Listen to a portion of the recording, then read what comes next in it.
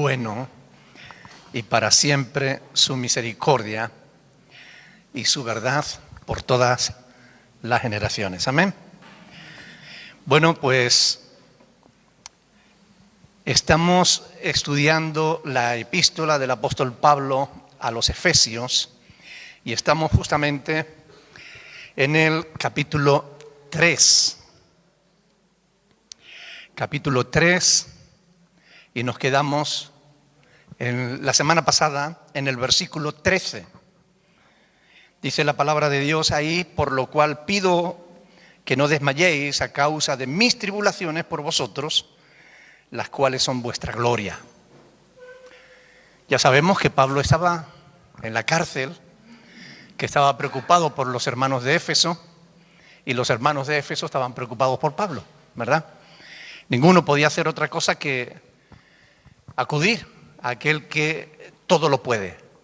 Porque cuando hay situaciones que nos limitan a nosotros, que nos sobrepasan, lo que tenemos que hacer es buscar a aquel al cual no hay nada que le sobrepase, ¿verdad? Dios está por encima de todas las cosas. Y ellos hicieron eso, justamente los efesios estaban orando por Pablo a Dios, y Pablo estaba orando por los efesios para que ellos no desmayaran. La historia nos da testimonio de que Pablo finalmente fue liberado, aunque al poco tiempo volvió otra vez a caer preso y ya esta vez no se libró, pero en esta ocasión sí, él pudo ser liberado y pudo continuar su labor entre los hermanos, aunque, como digo, por poco tiempo, ¿verdad? Pablo sabía que Dios es todopoderoso, que nada hay imposible para él, ni siquiera difícil. ¿Tú lo crees o no? Bueno, pues por eso Pablo dice aquí: por lo cual pido que no desmayéis a causa de mis tribulaciones. Él tenía temor de que los hermanos de Éfeso se desanimaran.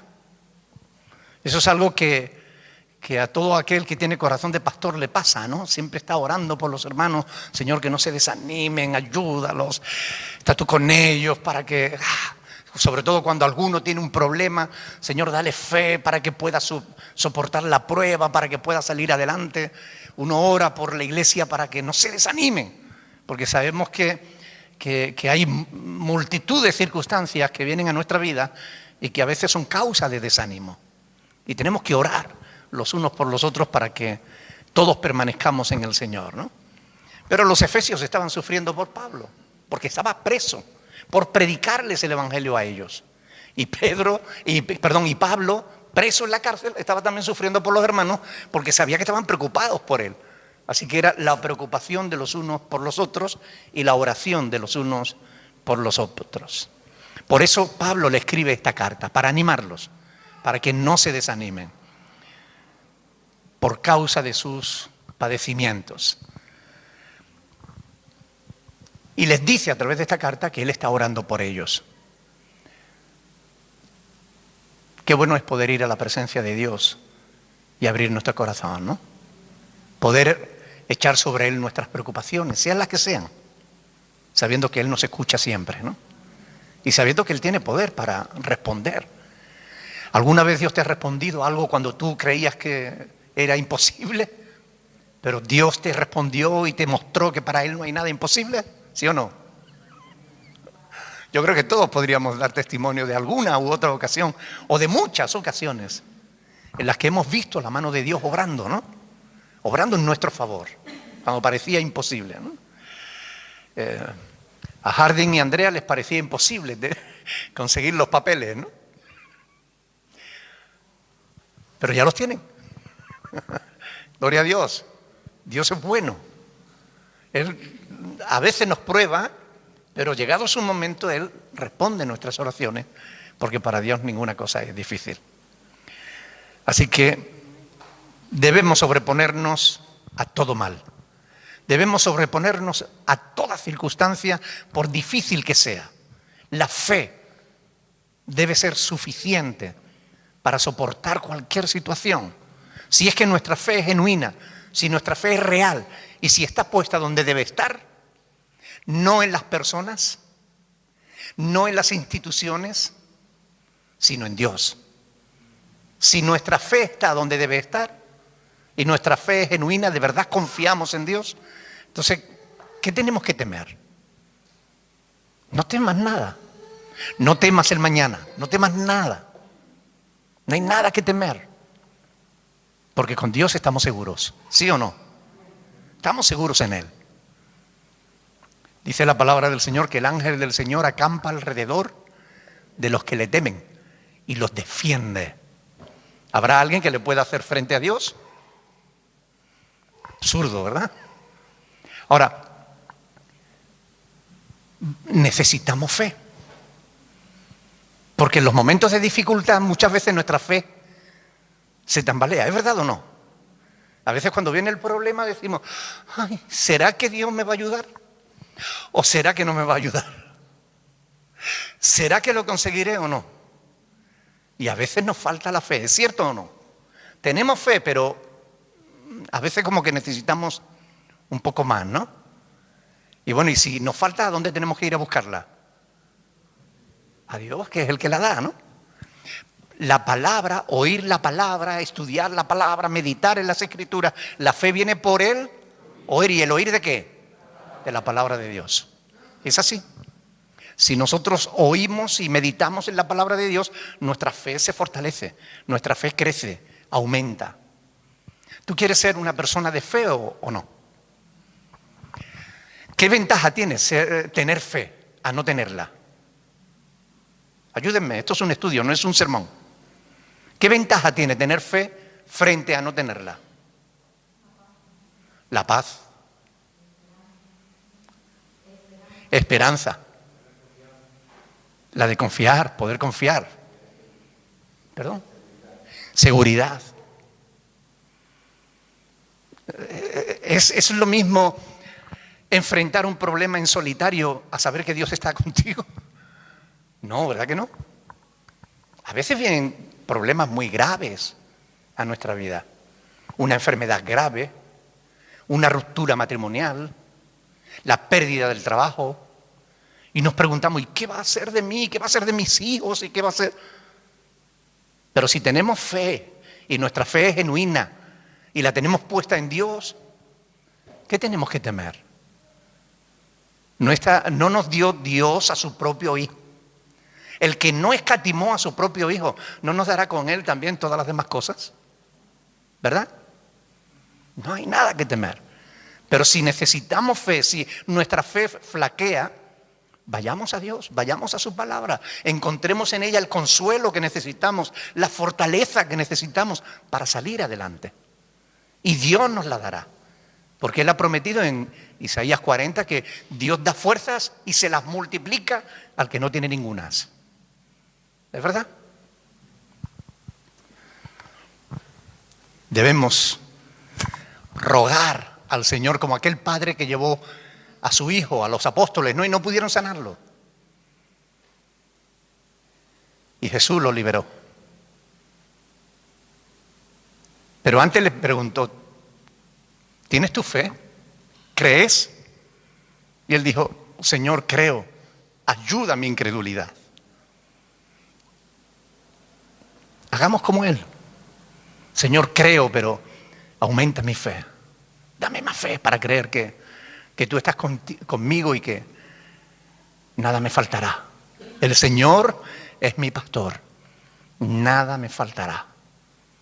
En lugares de delicados pastos me pastoreará. Pablo ora para que no desmayen los efesios. Nosotros los pastores también oramos por la congregación. Que no desmayen. ¿Has estado alguna vez al borde del desmayo? ¿A borde de tirar la toalla? Yo no sé ustedes, pero yo sí. Yo tengo que ser sincero, yo he estado a veces al borde de tirar la toalla. Pero Dios me ayudó. Y yo doy gracias a Dios por eso. El amor de Dios manifestado allá en la cruz del Calvario. Y en su presencia continua en nuestras vidas, en el consuelo que a través de las Escrituras nos da, cuando acudimos a Él en oración, Cuando vamos a la palabra y decimos, Señor, dame una palabra que me ayude en este momento de dificultad. Y ahí Dios te habla.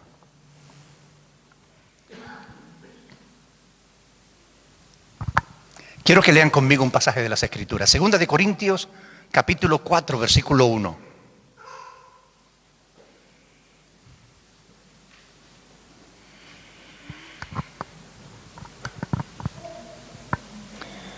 Segunda de Corintios 4:1. Por lo cual, teniendo nosotros este ministerio, según la misericordia que hemos recibido, ¿qué dice? No desmayamos, no desmayamos. Por lo cual, teniendo nosotros este ministerio, según la misericordia que hemos recibido, no estamos en el ministerio porque nosotros seamos mejores o porque haya algo de especial en nosotros. No hay nada de especial en aquellos que servimos a Dios. Somos personas normales y corrientes como tú y como cualquier otro. Pero hemos recibido la misericordia de Dios que nos ha puesto en el ministerio.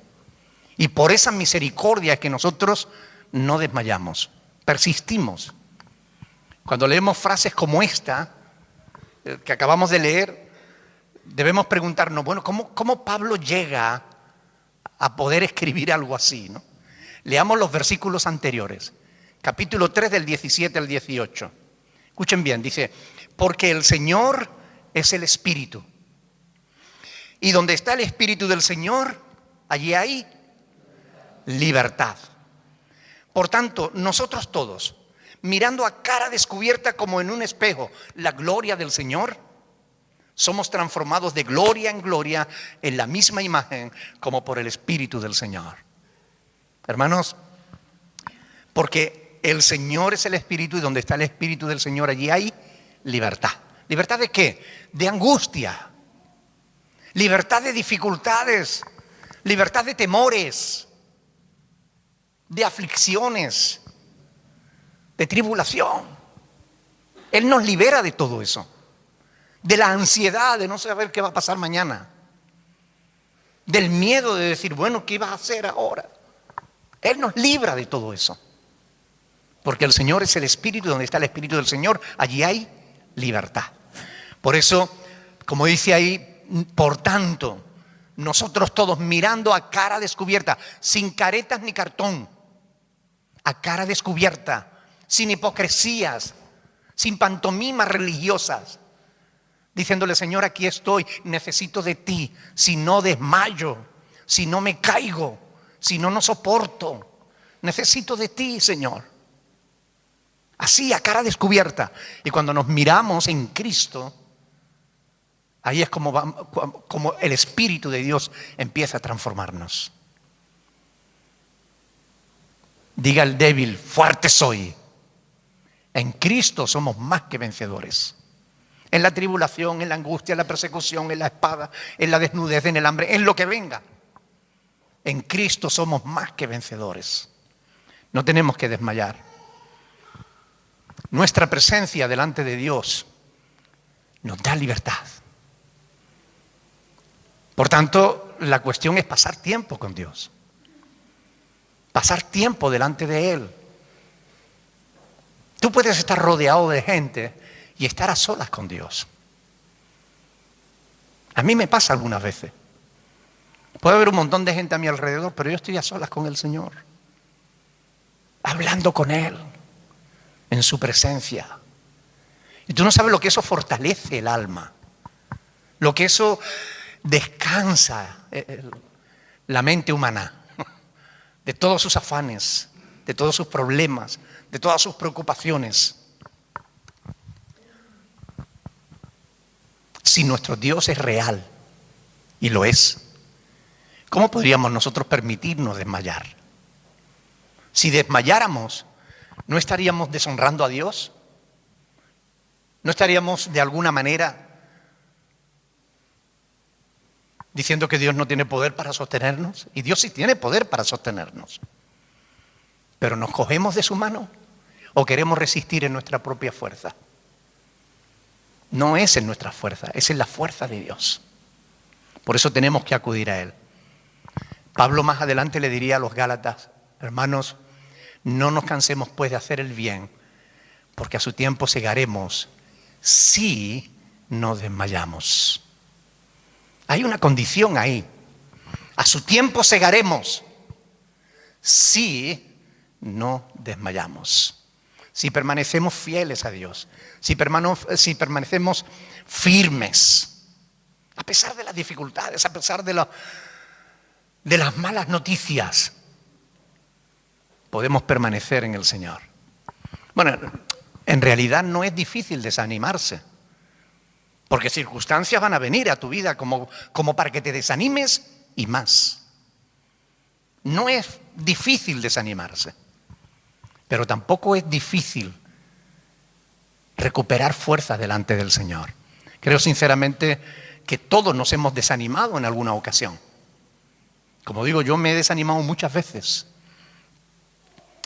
Los pastores especialmente tenemos que cuidarnos mucho de no desanimarnos. Porque es fácil, sobre todo cuando se pierde la perspectiva. Yo me refiero especialmente a cuando no vemos el fruto de nuestro trabajo, ¿no?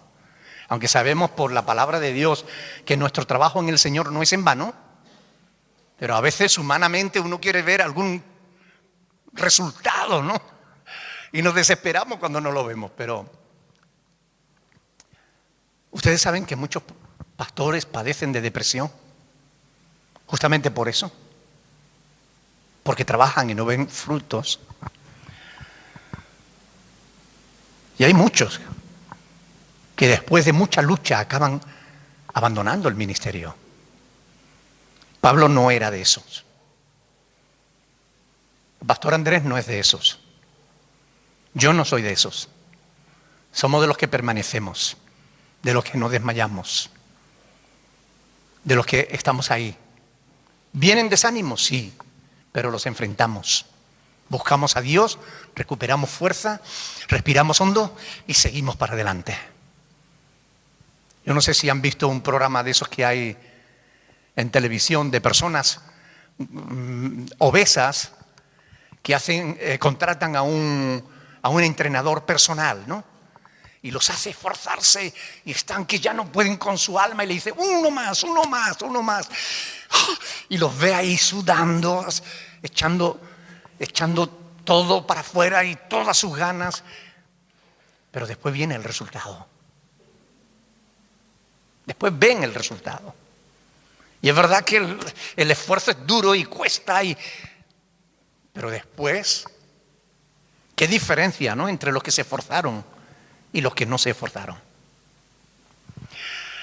A petición de algunos hermanos, de los que estudian conmigo el viernes, yo les quiero leer un trabajo que he hecho sobre el pastor, lo que significa ser pastor.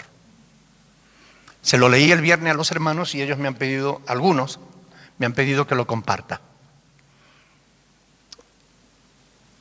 Es un poquito larga, pero yo les pido no pierdan detalle, porque tiene que ver con lo que estamos hablando. Muchos creyentes ignoran esto que yo les voy a decir ahora, ¿no?, sobre ser pastor. Algunos dicen, si yo fuera pastor, todo sería diferente. Si yo fuera pastor, cambiaría muchas cosas. Si yo fuera pastor, sería mejor que mi pastor. Tomaría mejores decisiones que él. No me equivocaría tanto. Si yo fuera pastor, sabría cómo actuar siempre. Habría más orden en la iglesia. Habría más gente. Habría más paz. Si yo fuera pastor.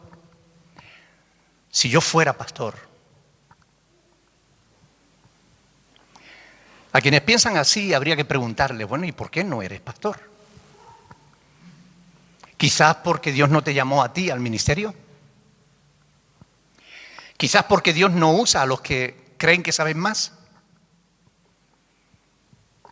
Quizás porque los que se consideran mejores no sirven para ser pastor. ¿Quieres ser pastor? Déjame explicarte algo. Muchos quieren ser pastores sin haber sido llamados a ello. Quizás porque miran el ministerio desde fuera y no tienen ni la más remota idea de lo que verdaderamente significa ser pastor. Hay en las redes sociales páginas que ofrecen estudie y sea pastor en 3 meses.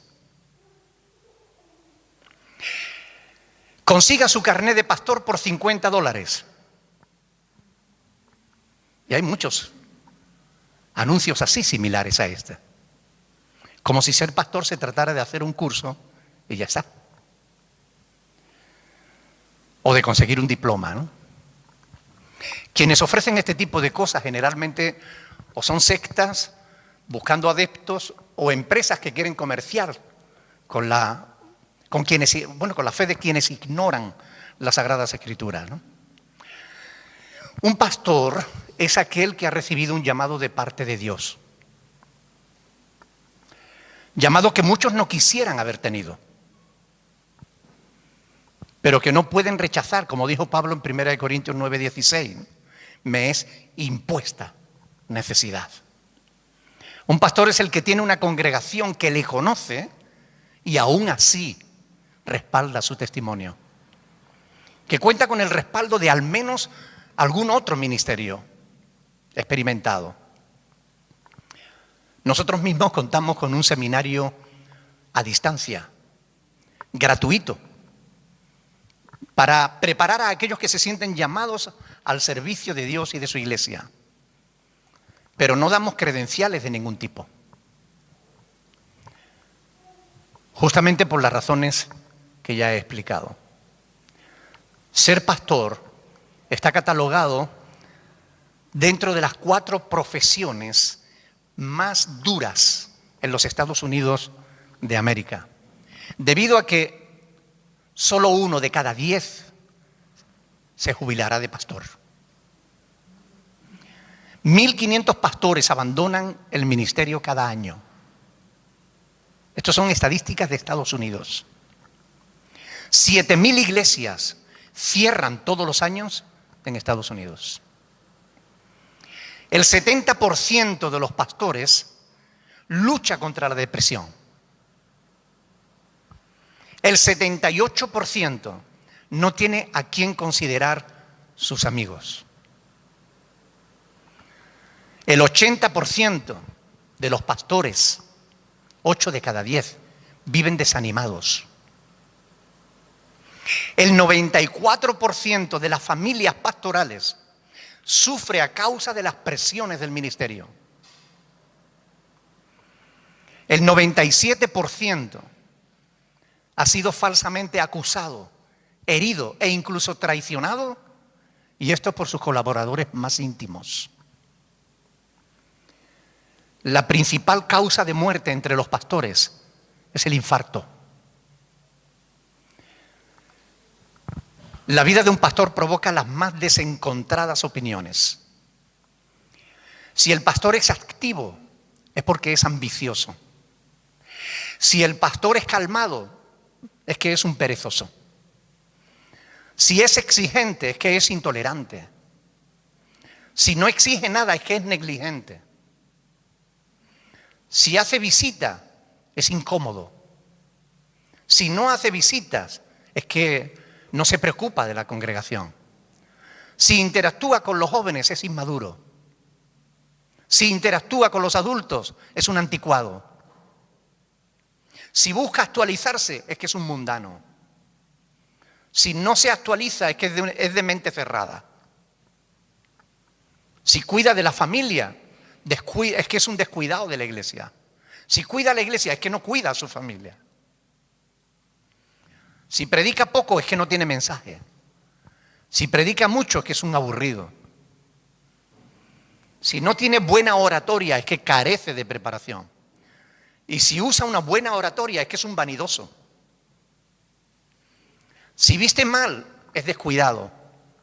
Si viste bien, bueno, pues es un soberbio, ¿no? Un prepotente. Si sonríe, es que no es serio. Si el pastor está triste es porque perdió la fe.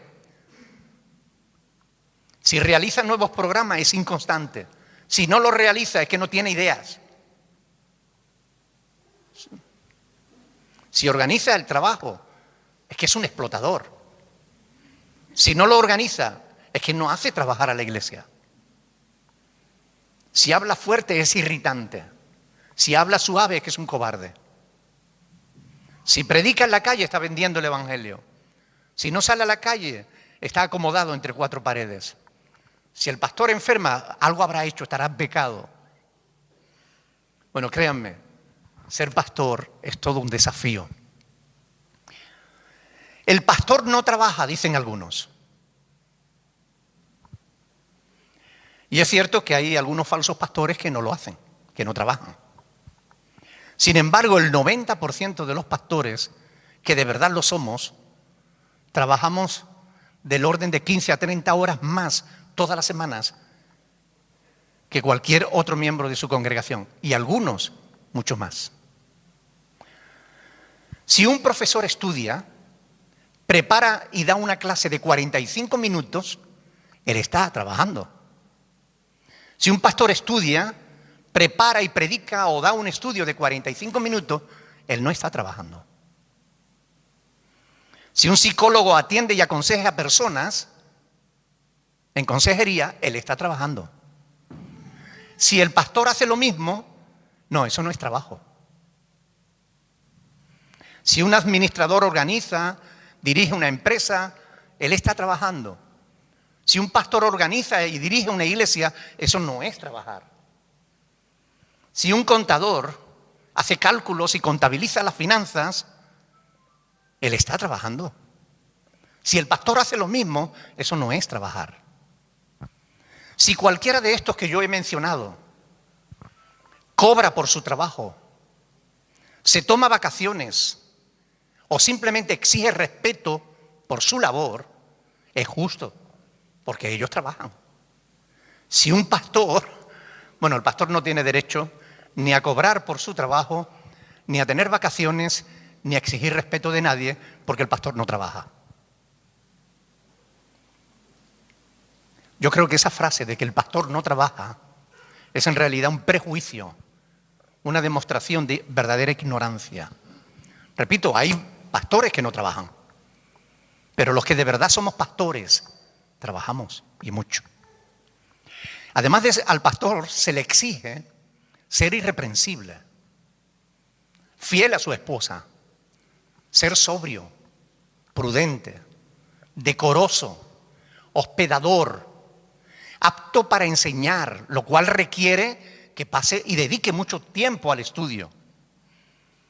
Conocedor de las Sagradas Escrituras en profundidad, conocedor también de ciencias y artes, no dado al vino, no pendenciero, no codicioso de ganancias deshonestas, sino amable con todos, aunque no le caigan bien, apacible, generoso, no avaro, que gobierne bien su casa, que tenga a sus hijos en sujeción con toda honestidad, pues el que no sabe gobernar su propia casa, ¿cómo cuidará de la iglesia de Dios, verdad? Que no sea un neófito, es decir, que un falto de preparación, que tenga buen testimonio de los de afuera. Por si fuera poco, además de todo esto, se le exige ser el mejor orador, que sepa predicar y enseñar las Escrituras, ser ejemplo de todos, el más santo, el mejor esposo, el mejor padre, buen consejero, brillante conferenciante, director de alabanza, buen planificador, saber dirigir, que tenga visión, ser mentor de otros, siervo de sus hermanos, amigo de quien necesite amistad, hasta niñero, reconciliador, consejero de matrimonios, de jóvenes, formador de siervos, buen intercesor. Y además, por si todo esto fuera poco, también debe ejercer de portero del templo, ser el primero en llegar, el último en salir, ser chofer de los hermanos, actuar como personal de limpieza, de mantenimiento. A pesar de todo lo cual, el pastor siempre va a enfrentar críticas hacia su persona y su labor. El sermón no me llega, la alabanza es muy antigua, el culto es muy largo, la iglesia no crece, es demasiado estricto. No. Ser pastor no es fácil, aunque lo parezca desde fuera, pero no lo es. Créanme que no lo es. Se lo dice uno que lleva 40 años en esto de ser pastor. Una de las cosas más difíciles que hay en la vida de un pastor es saber que aquellas personas a las que ama y por las que están dispuestos a hacer grandes esfuerzos y sacrificios, tarde o temprano le van a traicionar. Para ello basta con que algún día, por cualquier causa, le tenga que corregir en algo. En el momento en que el pastor corrige a alguien, dejó de ser su amigo. No sé si lo saben, pero los pastores también somos personas. Una persona que tiene sentimientos, aunque no todos lo tienen en cuenta, al menos la mayoría de la congregación. El pastor es un ser humano que necesita de los miembros de la congregación, como los miembros de la congregación necesitan del pastor. A pesar de lo cual, muchas veces el pastor es la persona más solitaria de toda la iglesia. Aunque la vean rodeada de gente, muy pocas veces esa gente se acerca al pastor porque esté interesado en el pastor, en su vida, en su situación, en sus problemas, en sus preocupaciones. Generalmente se acercan al pastor porque están preocupados por sus propios problemas, situaciones, etcétera, etcétera, etcétera. Y no hablemos de las exigencias de los miembros de las iglesias a los hijos de los pastores. Por esto quisiera darles un consejo, especialmente a la gente también que nos ve a través de las redes sociales, ¿no? Si tienen un buen pastor o tienen como amigos a hijos de pastores, cuídenlos, protéjanlos, oren por ellos e intenten comprender su manera de entender la vida y la iglesia. Respáldenlo, pero sobre todo ámenlo por amor a Dios, porque está escrito que es Dios mismo el que iba a poner pastores. Hemos leído el Salmo 23 que dice, el Señor es mi pastor. Y hoy en día, debido a que hay falsos pastores, algunos creyentes ya no quieren pastor. No, el Señor es mi pastor. Es cierto, la Biblia dice eso, el Señor es mi pastor. Son palabras del rey David. El Señor es mi pastor. Pero el mismo Señor, y esto también son palabras de Dios, constituyó apóstoles, profetas, pastores y maestros a fin de perfeccionar a los santos para la obra del ministerio. O sea que fue el mismo pastor celestial el que puso pastores en la tierra para que sirviéramos a nuestros hermanos. Pero recuerden que nosotros no somos el buen pastor. El buen pastor es Cristo. Nosotros somos siervos del buen pastor. Quiero decir, no nos pidan a nosotros hacer milagros, porque los milagros los hace Dios. Y si Dios no lo hace, nadie más lo va a hacer.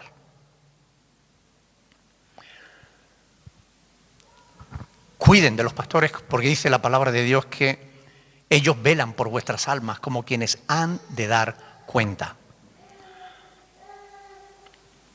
Así que como está escrito, vosotros, hermanos, no os canséis de hacer el bien. Pablo estaba preocupado por los efesios. Los efesios estaban preocupados por Pablo. Pablo no quería que los efesios desanimaran, desmayaran. Y por eso les escribió esta carta, para decirle, hermanos, no se desanimen. Por eso nosotros aprovechamos estos estudios de los jueves para decirles, hermanos, no se desanimen. Si no nos desanimamos nosotros con todos los motivos que tenemos para ello, no se desanimen ustedes. Yo sé que los problemas de cada cual son los más grandes. Pero tú tienes tus problemas, el otro tiene los suyos, y muchas veces el pastor lleva los de todos. Créanme, se puede seguir adelante. Se puede buscar a Dios. Y en Dios encontraremos la fe, la fuerza necesaria para seguir adelante. Necesitamos fe para no desmayar. Por eso los efesios podían gloriarse, sentirse orgullosos de tener un pastor como Pablo. Orgulloso en el buen sentido de la palabra, ¿no? Pablo estaba dispuesto a sufrir por los efesios.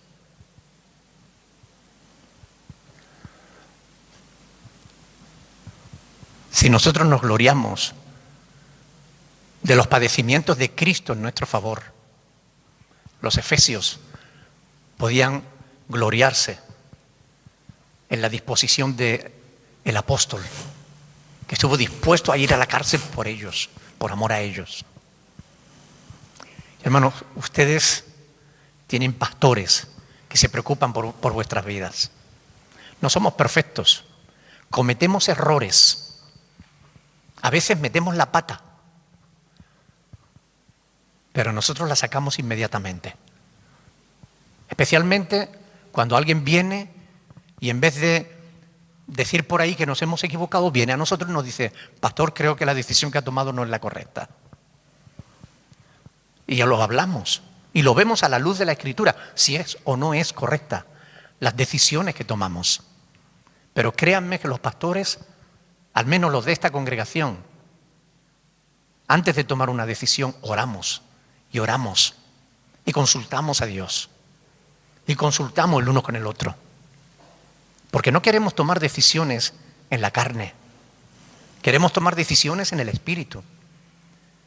Y si alguna vez nos equivocamos, vengan con confianza, díganos: pastor, creo que se ha equivocado en esto, por esta o por aquella otra razón. Perfecto, nos sentamos, hablamos, nos tomamos un café juntos, no hay problema que no se pueda resolver cuando las actitudes son las correctas. Pero es un privilegio ser parte de la Iglesia de Cristo, ser parte de la obra de Dios, porque Dios está trabajando en tu vida y está trabajando en la nuestra. Y vemos la mano de Dios, y si somos sinceros, vemos la mano de Dios obrando. Y como he dicho muchas veces, si miramos atrás, no tenemos más remedio que reconocer que Dios ha sido bueno con nosotros. Y si quizás todavía no somos lo que debiéramos ser, es más por causa nuestra que por causa de Dios. Porque Dios quiere terminar la obra en nuestras vidas. Lo que pasa es que a veces nosotros nos resistimos. ¿Es verdad o no?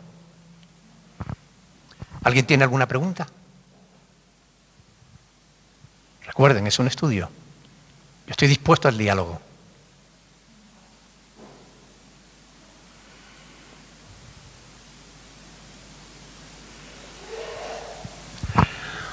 La palabra de Dios dice en Juan 7:24: no juzguéis según las apariencias, sino juzgad con justo juicio. ¿Sabes lo que eso significa? Con conocimiento de causa. No seamos rápidos en juzgar lo que no sabemos. Los indios de Norteamérica tienen un dicho: antes de juzgar a alguien, calza sus mocasines y caminan 20 millas con ellos. Después, ve y habla con él. Es decir, ponte en el lugar del otro. Y esto es algo que tenemos que hacer. Porque toda la palabra de Dios nos lleva justamente a tener que ocuparnos los unos de los otros, a amarnos los unos a los otros. Hay un psicólogo argentino que se llama Bernardo Estamateas, que es un falso pastor.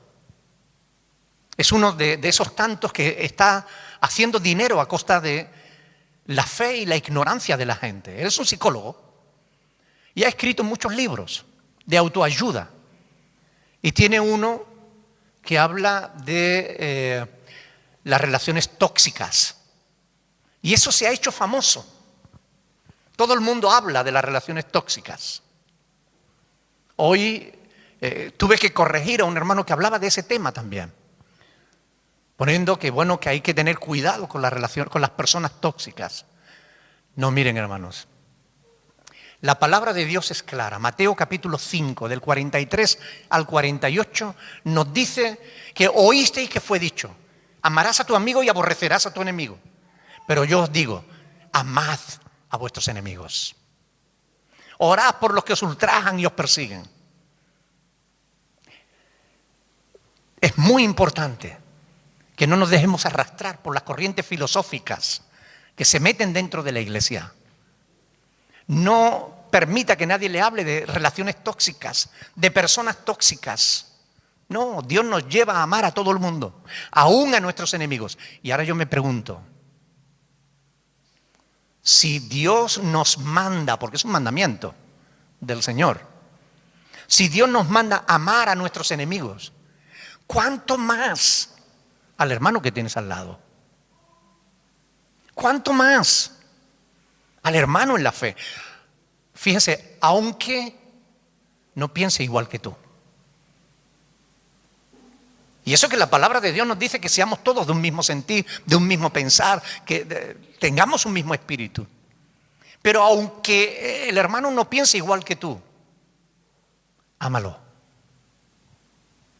Porque es la voluntad de Dios que nos amemos los unos a los otros. Y Dios nos dio ejemplo en eso. Porque Dios no nos amó cuando nosotros nos convertimos al Evangelio. Nos amó antes. Romanos 5:8 dice: mas Dios muestra su amor para con nosotros en que, siendo aún pecadores, Cristo murió por nosotros. ¿Es verdad o no? Dios nos amó aún cuando nosotros no lo merecíamos. Es más, ¿acaso lo merecemos ahora? Tampoco. Y sin embargo Dios nos ama. Por eso, porque Él nos ha dado un amor puro, un amor incondicional, un amor genuino, tenemos ese amor, compartámoslo con el otro. Preocupémonos del otro.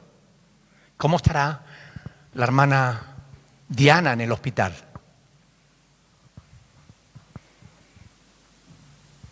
Preocupémonos, llamémosla, visitémosla. ¿Ok? Preocupémonos los unos por los otros. ¿Cómo estará? ¿Conseguiremos que el hermano Harding y Andrea consigan una casa? Están buscando. En la que están pagando mucho. ¿Podremos entre todos buscarle un hogar que no le cueste tanto? No se trata solamente de decir: Señor, dales una casa. No, sino de preocuparnos, de buscar entre todos, de hacer entre todos, preocuparnos los unos por los otros. De una manera práctica, de una manera real, haciendo verdad lo que creemos en palabra. Lo que creemos en palabra no sirve de nada si después no lo llevamos a la práctica. ¿Amén? La Escritura nos lleva a que nos amemos los unos a los otros, a que nos preocupemos los unos a los otros, como los efesios se preocupaban de Pablo y como Pablo se preocupaba de los efesios. Que todos nos preocupemos unos por otros y cumplamos así la voluntad de Dios. Amén. Bueno, ¿alguna pregunta? Pues si no hay pregunta, aquí lo dejamos hasta la próxima semana. Vamos a ponernos de pie y damos gracias al Señor por su palabra. Porque Dios es bueno y para siempre es su misericordia y su verdad por todas las generaciones. Alguien, por favor, que nos dirija en oración, dando gracias al Señor por este tiempo y pidiéndole a Dios que podamos practicar lo que hemos estado hablando. Alguien que ore, por favor.